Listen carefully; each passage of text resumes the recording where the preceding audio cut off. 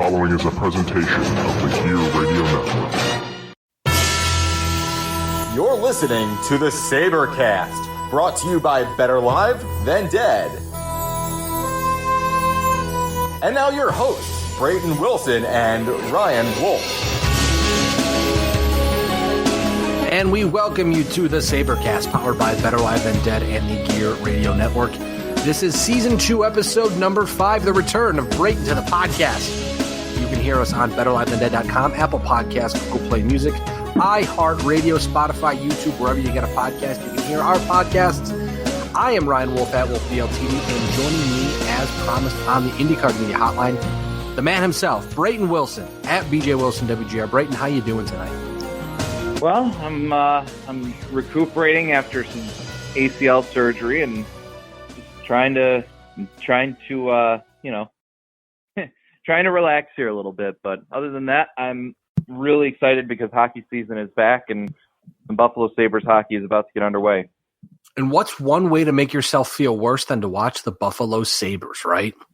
Yeah. I mean, and Vladimir Sabrecast. Yeah, we'll talk about that in just a moment. But hey, Brayton, we mentioned it just a second ago, but the NHL season starts. It's Wednesday night right now at 6:46 p.m. Puck drops just shortly after 7, so we're going to try to get this podcast in before the game starts.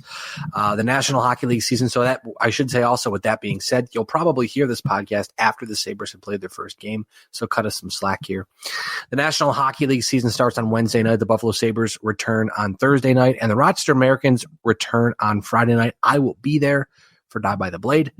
Brayton, I'm excited about hockey, even if it's going to be bad. How excited are you for hockey across the board to return?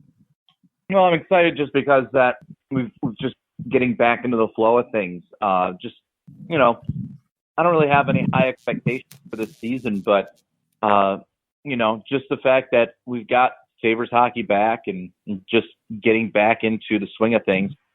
It's going to be really nice. It's going to be nice to have games every other night or back-to-back nights or just getting into the routine of hockey again. And, with the Sabres team, hopefully they're going to be better than what they were last year. It's going to be a little bit difficult just because I don't think they're a playoff team necessarily right now, but they made some nice moves during the off season and to prepare themselves for this season. And I think they've got a somewhat decent lineup, maybe in the top 9. The bottom 3 looks a little ugly right now, but that might change during the year. But other than that, let's get the season started. Now, moving on to our 3 big things here on the Sabrecast. First off, the immediate thoughts on the team. As we mentioned, Brayton, on the most recent Sabrecast just a couple days ago with Hannah and Ben, the lines are not pretty. What do you think Ralph Kruger sees with moves like second-line Vladimir Sabrecast and healthy scratch Evan Rodriguez? 2 moves that have both really already created some vitriol among Sabres fans. Yeah, I'm perplexed as to why Vladimir Sabrecast is still even thought of in the system, even though I do have to admit he didn't look terrible in the preseason. He didn't look terrible in training camp, but you just have to look at the facts from last year and look at how he played last year, and I get it. Didn't he rate it like one of the worst forwards in the league statistically? Yeah, one of the worst players in the league. Period. It wasn't even close. It's just a standard that's just not acceptable to be able to make it in the NHL. And in the preseason, he looked fine. Preseason hockey is preseason hockey. You could look great in the preseason. In the regular season, you could look terrible. I just, judging by what I saw last year, I'm not sure why a guy like Vladimir Sabrecast is getting another crack at this. And especially being on the second line, maybe it's something to get him going. And who knows, maybe he could score a hat trick tonight against the Penguins for all we know. But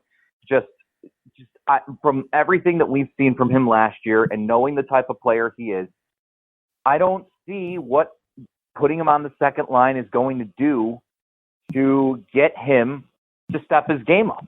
I don't see the offensive player. He tries to be an offensive player when he really has never been an offensive player unless he's been in the KHL. And you got a guy like Evan Rodriguez who's sitting in the press box tonight, a guy that was just awarded $2 million in arbitration money this year during the offseason, had a really productive year last year, could be a solid two-way player for you, and you have him benched for a guy that is 32 years old or something like that, and kind of a wash of what everyone expected him to be.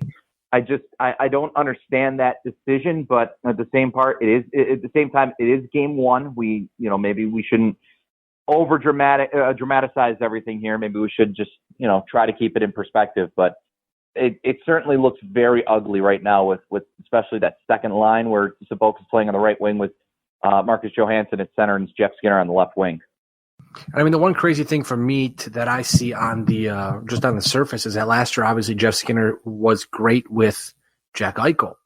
So what's the one thing they do? They break that up. They put Olofsson, Eichel, and Reinhart together, which I don't think will be bad. But then I'm a little worried about that Skinner, Johansson, and Sabrecast line for multiple reasons. I mean, first off, obviously, Sabrecast, we mentioned, is not great.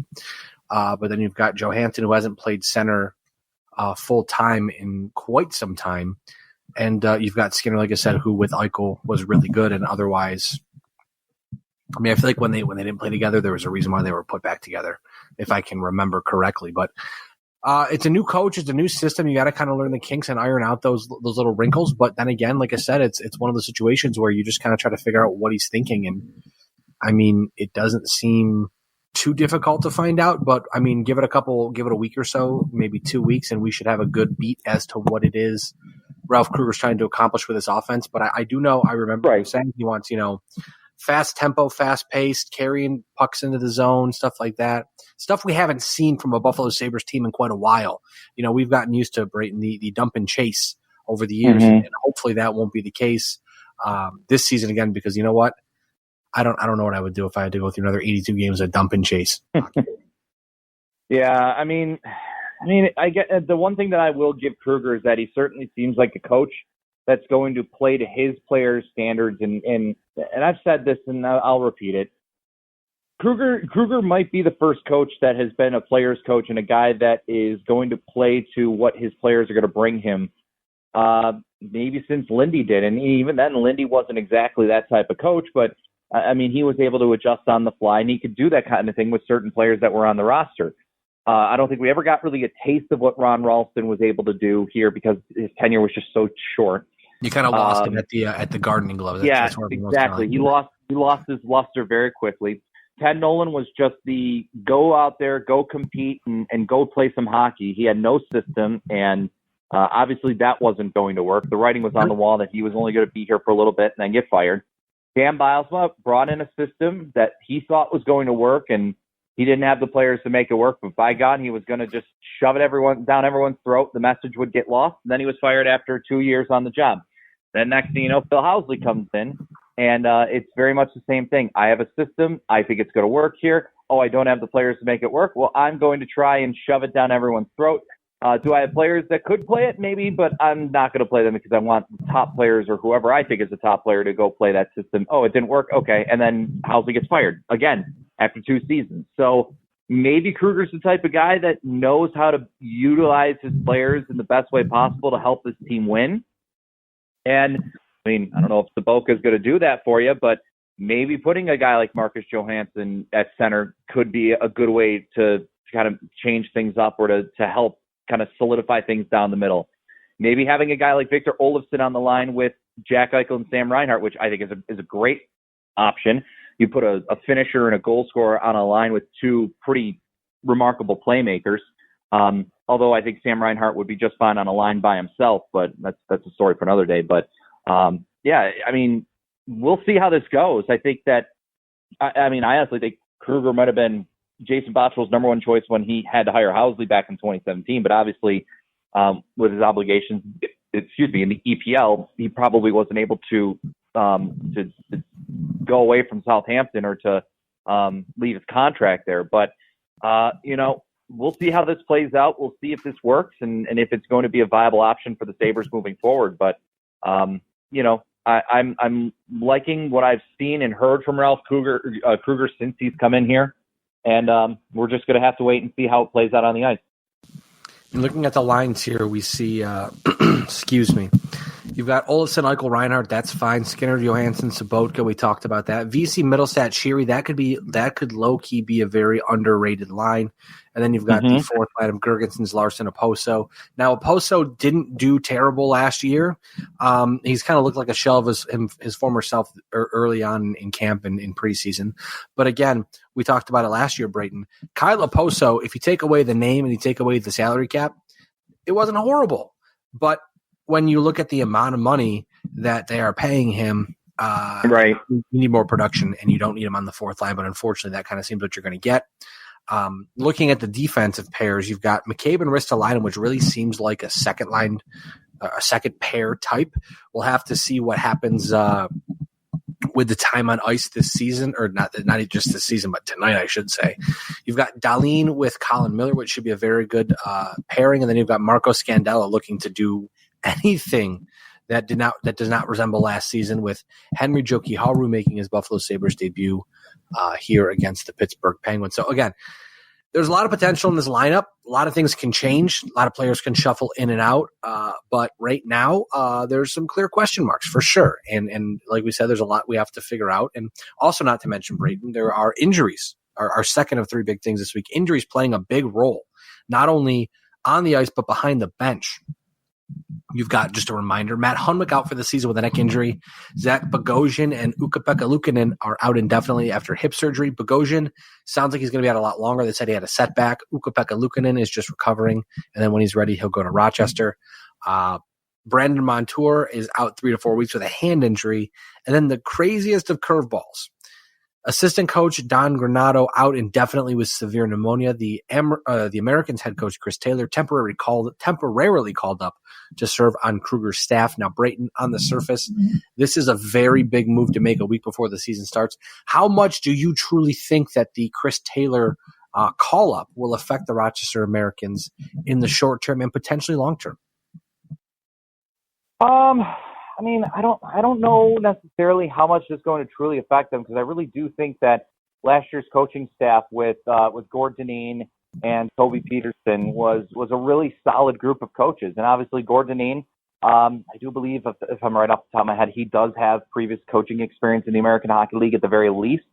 Toby Peterson is relatively new to this, but then you bring in a guy like Adam Mayer, who's been in the Sabres player development organization part of it for a while now.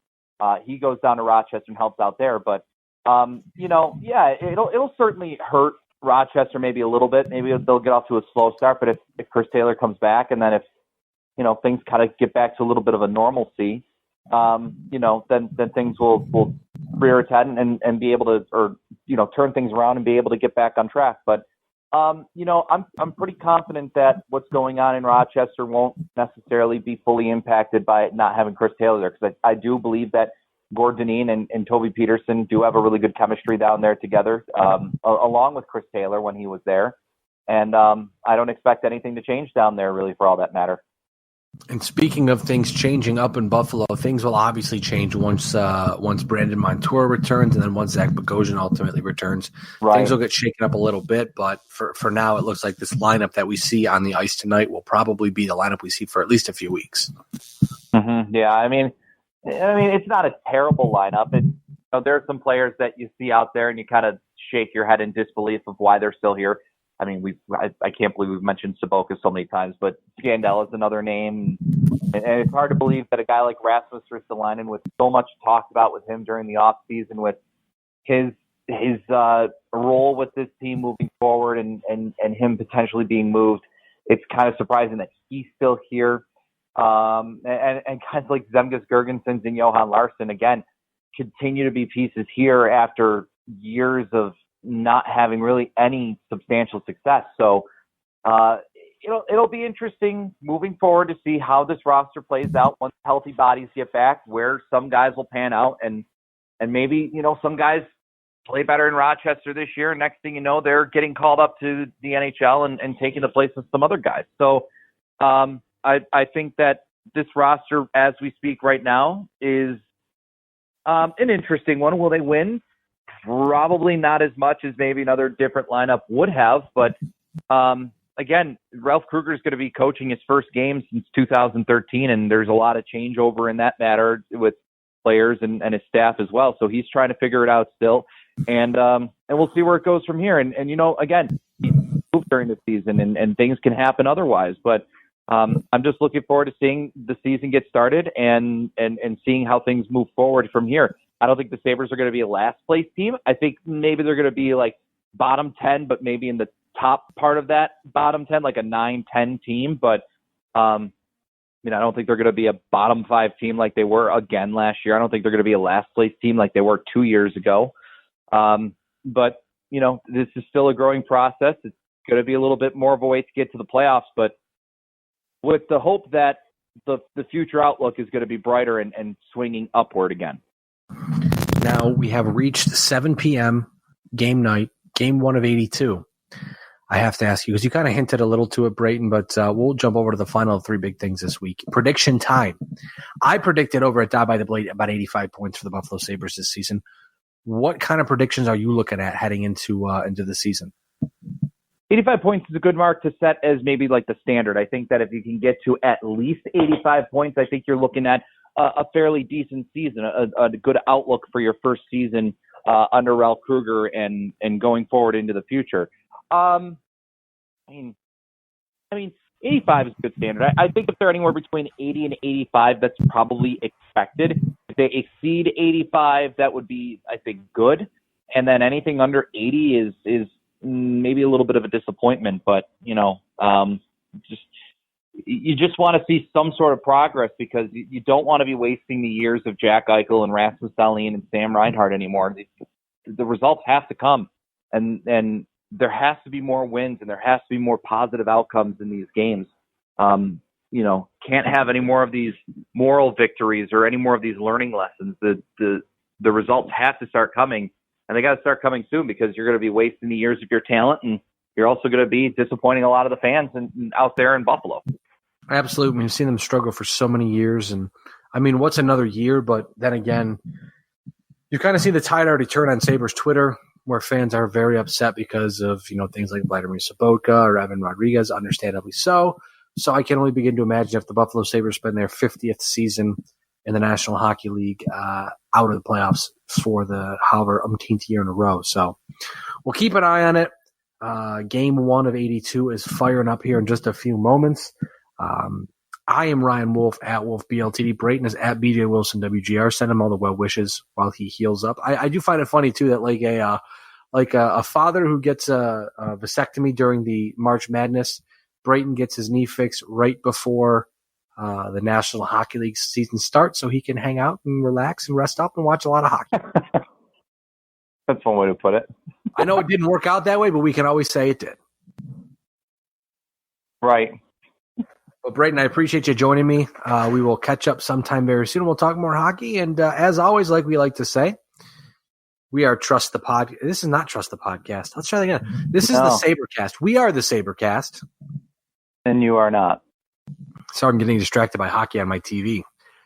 We will catch you very soon. Thanks for tuning in. And as always, go Sabres. The preceding presentation has been brought to you by the Gear Network. Hi, ladies and gentlemen. Do you like sports, interactive polls, friendly banter from two guys that probably shouldn't even be on the microphone doing this stuff anyways? Well, if you do, then you're in luck. Us two knuckleheads, Brandon and myself, comprise the Listen In Podcast. That's right, Listen In, the podcast. We're talking sports, we're talking news, we're talking topical things, we're talking all sorts of things, my babies. And you are all invited to listen in right here on the Gear Radio Network.